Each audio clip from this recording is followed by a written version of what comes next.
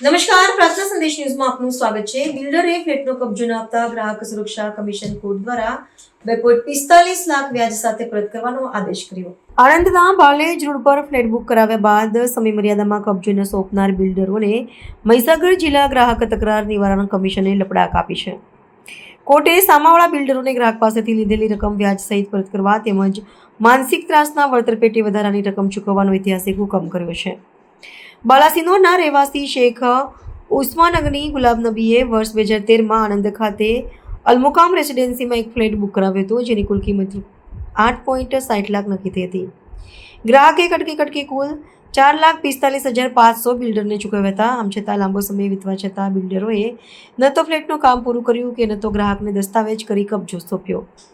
ગ્રાહકે વારંવાર રજૂઆત કરવા છતાં કોઈ ઉકેલ ન આવતા અંતે ગ્રાહક સુરક્ષા કમિશનમાં ફરિયાદ દાખલ કરી હતી, જેમાં ફરિયાદીના વકીલ ઝુબેરભાઈ શેખ દ્વારા કોર્ટમાં ધારદાર દલીલ કરતા કોર્ટ દ્વારા કેસની સુનાવણી દરમિયાન સામાવાળા અલમુકામ રેસિડેન્સીના બિલ્ડર ઇદ્રીશભાઈ બાકાભાઈ, એન્જિનિયર ઇમ્તિયાઝભાઈ સોજિત્રાવાળા, આરીફભાઈ વલાસનવાળા, ઉસ્માનભાઈ નડિયાદવાળા, સરફરાઝ પાનવાળા કોર્ટની નોટિસ છતાં હાજર રહ્યા ન હતા। ફરિયાદ પક્ષના પુરાવો ગ્રાહ્ય રાખીને કમિશનના મુખ્ય શ્રી MM બાબી અને સભ્ય શ્રી DH રાવલે હુકમ કર્યો કે સામાવાળા બિલ્ડરોએ ગ્રાહકને ₹4,45,500 અરજીની તારીખ 7% વ્યાજ સાથે પરત કરવા।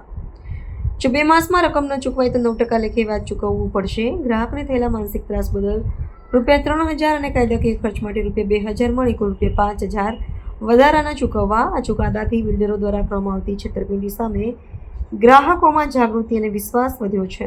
પ્રાર્થના સંદેશ ન્યૂઝની તમામ લેટેસ્ટ અપડેટ્સ માટે ચેનલને હમણાં જ લાઈક, શેર અને સબસ્ક્રાઇબ કરો।